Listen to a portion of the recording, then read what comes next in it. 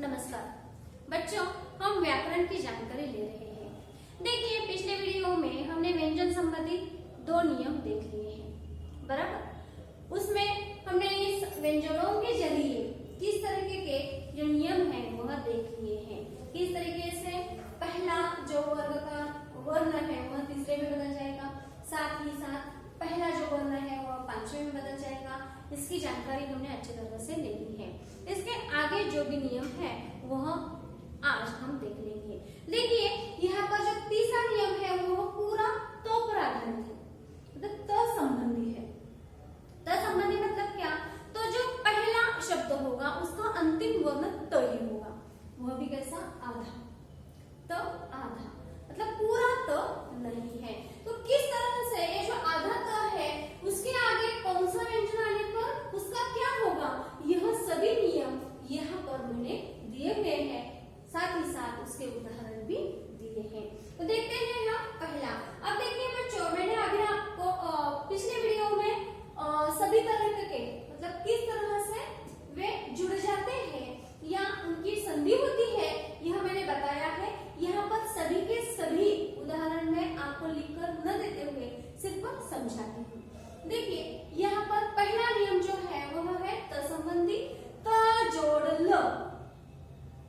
त जोड़ ल मतलब पहला जो शब्द है उसमें त अंत में होगा और दूसरा जो शब्द है वह उसमें ल पहले होगा। तो उनमें जो मेल होता है, संधि होती है, तो का ल होता है। ध्यान में रहे कि जब यहाँ पर तो आधा होता है तो उसके बदले आने वाला जो वर्ण है वह भी आधा ही होगा। यह बहुत महत्वपूर्ण नियम है। तो यहाँ पर तो आधा है तो यहाँ पर ल आधा ही होगा। यहाँ पर देखिए उदाहरण मैंने दे दिया है, उत जोड़ लेख। उत जोड़ लेख, यहाँ पर त की जगह पर आधा ल आएगा। तो देखिए यहाँ पर मैंने लिखा हुआ है जवाब, फिर भी मैं यहाँ पर आपको लिखकर बताती हूँ। उत मतलब उ आया, तो आधा है उसकी जगह पर हमने नियम लिया है कि उसका त की जगह पर ल आधा होगा। ल इस तरह से आधा होगा क्योंकि जहाँ पर खड़ी पाई होती है वहां पर खड़ी पाई हट जाती है, जिसे खड़ी पाई नहीं होती उसे हलंत लगता है ना। तो यहाँ पर या उ है जैसे कि वैसा आया, त की जगह पर आधा ल आया। अगला है लेख। लेख जैसे कि वैसा लिखो, उल्लेख है कि नहीं यहाँ पर उल्लेख। इस तरह से ये जो तो है उसका ल होता है। अगला देखिए कौन सा है, तो जोड़ छ च या ज। तो का क्या होता है? च होता है। देखिए तो का क्या होता है? च होता है। देखिए सत जोड़ चरित्र, तो का आधा च हुआ, यहाँ पर आधा च आया हुआ है, इसका हुआ सत चरित्र। अगला देखिए तो के आगे ज या झ, तो का ज होता है। यहाँ पर देखिए उत जोड़ ज्वल। उत जोड़ ज्वल, यह मैंने उदाहरण जो लिया है यह आप पाठकारी से देख लीजिए। उत जोड़ ज्वल, यहाँ पर पहले से ही ज आधा है तो आप यहाँ पर ज आधा रखेंगे और एक हमें आधा रखना है क्योंकि त के बदले हमें आधा ज लेना है। तो इसका क्या होगा? उ जैसे कि वैसा हुआ, यहाँ पर त के जगह पर ज आधा आया और यहाँ पर ज्वल जो है वह जैसे कि वैसा हमने लिखा, इसी कारण यहाँ पर 2 बार ज जो है वह आधा आया हुआ है। अगला है त के आगे त या ठ आए तो त का ट होता है और शब्द बनता है। देखिए तत जोड़ टीका, टीका, क्योंकि त जैसे कि वैसा आया, त की जगह पर हमने आधा ट लिया और टीका जैसे कि वैसे लिखा हुआ है। अगला देखिए त जोड़ ड या ढ, मतलब त के आगे ड या ढ आए तो उसका ड बनता है। किसका? तो का। तो आधा है तो ड भी आधा बनेगा, बराबर। तो देखिए उत जोड़ डयन, उ की जगह पर उ आएगा, तो की जगह पर आधा ड आएगा, इसी कारण यहाँ पर हलंत लगा हुआ है और डयन जैसे कि वैसा हमने लिखा है। समझे? अगला देखिए, अब यहाँ तक आप ध्यान दीजिए, ये जो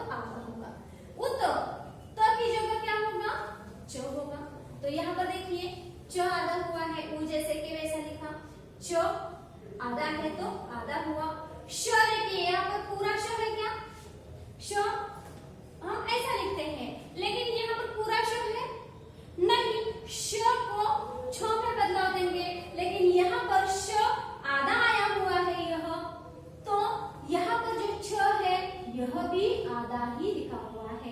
आधा है मतलब इसे हलंत लगा हुआ है, समझ रहे हैं। त का च हुआ, श का छ हुआ, दोनों भी आधे आधे हैं तो दोनों भी आधे ही हुए हैं। च भी आधा है, छ भी आधा है। अगला जो है वास, यह हमने आगे लिखा ही है, समझ रहे हैं। अगला देखिए त और ह। त के आगे ह आया तो त का क्या होगा, आधा द, क्योंकि त आधा है। और ह के आगे ध, मतलब त का द होता है, ह का ध होता है। जो पूरा है वो पूरा होता है, जो आधा है वो आधा होता है।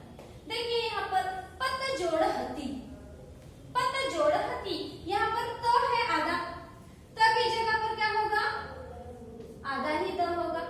ह की जगह पर क्या होगा, ध होगा। अगला जो है वह ती, जैसे कि वैसे, पहला जो है वह जैसे कि वैसे, मतलब पद्धति। कौन सा शब्द बना, पद्धति, है कि नहीं ऐसा। तो इस तरीके से ये जो त वाले नियम है ये यहाँ पर ही खत्म होते हैं। अगले जो नियम है वह अभी ही हम देख लेंगे, जो कि है छ, म और स के बारे में देखते हैं हम। आप यह लिखना चाहते हैं तो लिख लीजिए।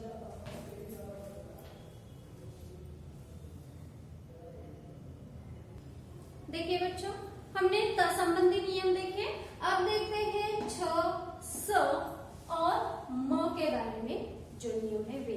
देखिए छ संबंधी कुछ नियम, स्वर के पास छ आए तो, स्वर के पास मतलब पहले शब्द में जो है अंतिम शब्द वर्ण वह स्वर होना चाहिए। यहाँ पर आप कहेंगे अणु है तो यह कैसे स्वर हुआ, तो देखिए अणु, उसके जो हम संधि विच्छेद करते हैं वह देखिए वर्ण विच्छेद अणु का कैसा होता है। अणु इस शब्द का अ जोड़ न जोड़ उ, वर्ण विच्छेद हुआ। तो यहाँ पर देखिए पहला स्वर है, दूसरा व्यंजन है, तीसरा क्या है, उ मतलब स्वर है। तो यहाँ पर क्या हुआ, स्वर हुआ। उसी तरीके से यहाँ पर है परि, प जोड़ अ जोड़ र जोड़ ई, ऐसा होगा। दूसरे में भी है कि नहीं, तो यहाँ पर उ अंत में है, इसी कारण स्वर आया। दूसरे उदाहरण में परि ई अंत में है तो यहाँ पर स्वर आया, बराबर। तो यहाँ पर किसी भी स्वर, क्या नियम है, स्वर के बाद, किसी भी स्वर के बाद जब छ आता है तो छ से पहले आधे छ का प्रयोग किया जाता है। छ रहेगा ही लेकिन उसके पहले आधे छ का प्रयोग किया जाएगा। उदाहरण देखिए, अणु जोड़ छेद बराबर अनुच्छेद। देखिए यहाँ पर अणु जोड़ छेद बराबर अनुच्छेद, परि जोड़ छेद बराबर परिच्छेद। किस तरह से किया, यहाँ पर स्वर आया है और आगे छ है, इसी कारण इसके बीच में आधा च रखा। यहाँ पर परि ई जो है यह स्वर है और उसके आगे छ आया है तो इसके बीच में आधा च रखा, तो ये कैसे हुआ, अनुच्छेद परिच्छेद। नियम के अनुसार हमने यह शब्द लिखे हैं। अगला है स संबंधी नियम। देखिए अगला कौन सा है, स संबंधी नियम। देखिए स से पूर्व अ आ से भिन्न स्वर हो तो, अ और आ को छोड़कर कोई भिन्न स्वर हो तो। अब देखिए यहाँ पर जो नियम बताए हैं यह अलग तरीके से, यह स संबंधी कैसे, पहले दूसरे शब्द के बारे में बताया है। दूसरे शब्द में पहला स होगा और पहले शब्द में अ आ छोड़कर बाकी के कौन से भी स्वर होंगे, जैसे कि ई उ ए उ, ये जो है इनमें से कोई भी स्वर आए तो क्या होता है, श में परिवर्तन होता है। स आधा है तो श भी आधा होगा, स पूरा है तो स भी श भी पूरा होगा। देखिए यहाँ पर अभी जोड़ से, यहाँ पर कौन सा स्वर आया है? ई आया हुआ है। अभी यहाँ पर मैंने आपको दिखाया है किस तरह से स्वर अंत में है। अभी यहाँ पर ह्रस्व ई यह स्वर आया हुआ है और उसके आगे स आया हुआ है, तो इसका रूपांतर किस में होगा? श में होगा, तो शब्द बनेगा अभिषेक। बराबर। अगला है वी जोड़ सम। स किस में परिवर्तित होगा? श में। यहाँ पर ई है, ई के आगे स आया है तो स क्या होगा? श में। मतलब स के पहले आ छोड़कर एक दूसरा ही स्वर आया हुआ है, इसी कारण स का श में परिवर्तन हुआ, तो शब्द कौन सा हुआ? विषम। समझ गए बच्चों? अब हम अगला नियम देखते हैं, म संबंधी। देखिए क्या है? म जोड़ क से म तक कोई भी व्यंजन आए। अब हम यह जो है इसे समझते हैं। म के आगे पहले शब्द में अंतिम अक्षर या वर्ण है म। पहले शब्द में मतलब जो पहला होता है वह जोड़ से पहले, उसमें अंतिम वर्ण है म, और उसके आगे क से लेकर म तक मतलब पूरे पांचों वर्गों के सिर्फ अपवाद के रूप में म को छोड़ना है। कहते वक्त हमें कहना है क से लेकर म तक, सिर्फ म का नियम अलग होता है, इसी कारण म को हम छोड़ देंगे। यहाँ पर मैंने लिखा है सिर्फ म को ही छोड़कर। म के आगे अब क से लेकर मतलब क ख ग घ च छ ज झ ट ठ ड ढ त थ द ध प फ ग घ यह तक कौन सा भी आए व्यंजन आए तो म का उस व्यंजन वर्ग के पांचवें अक्षर में परिवर्तन होता है। तो म का किसमें परिवर्तन होगा? इन पांचों में, अं, इय, न, न और म, इसमें परिवर्तन होगा। जिस वर्ग का वह व्यंजन होगा उसी वर्ग के पांचवें अक्षर में।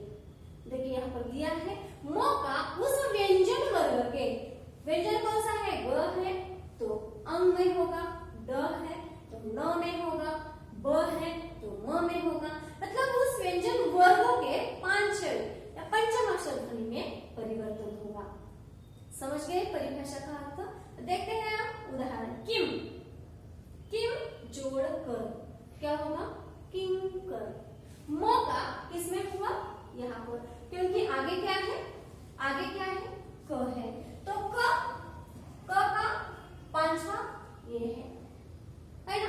तो एक बात ध्यान में रखिए, यहाँ पर हम किंग कर ऐसा न लिखते हुए ए जो पंचम अक्षर ध्वनि है इसका इस्तेमाल हम इसमें कर रहे हैं अनुस्वार के रूप में।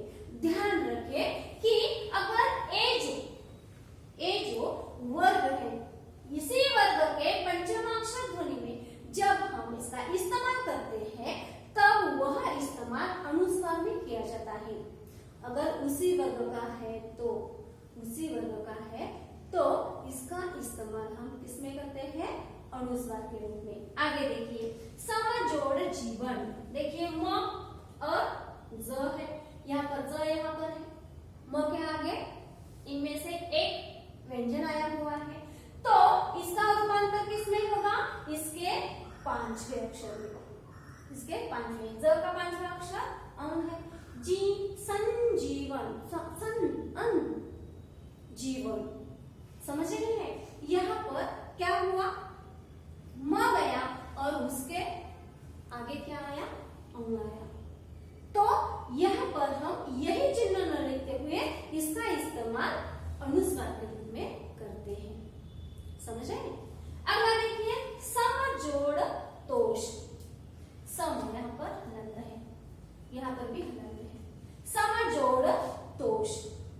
सम यहाँ पर म आया हुआ है और म के आगे तो आया हुआ है, तो इसका पांचवा ध्वनि न है, तो हम संतोष